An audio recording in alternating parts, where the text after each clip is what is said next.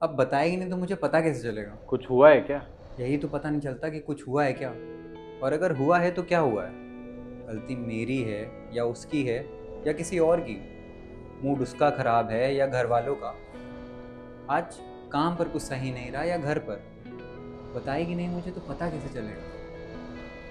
ये सारी चीज़ें सिंपल नहीं हो सकती। इस समय समय पर बूझो तो जानो खेलना जरूरी है। क्या वो बातों को सिंपली वैसे नहीं बोल सकती जैसा वो फील कर रही है? बोलो ना भाई। यार मेरे भी यही सवाल थे कुछ दिन पहले तक। ये जो लाइंस हैं, उसकी ना में भी हाँ है या नो मीन्स नो, इनमें से कौन सी सही है?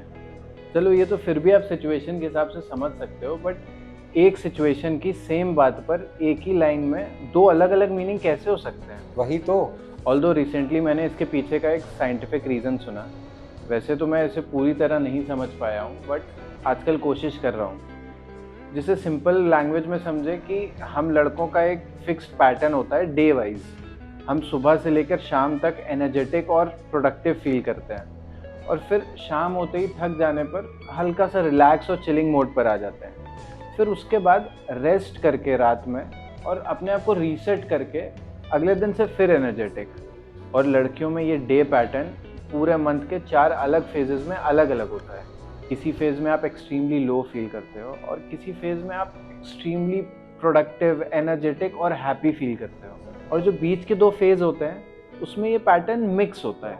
किसी में आप ज़्यादा टाइम तक एनर्जेटिक और कम टाइम तक लो, और दूसरे में इसका उल्टा।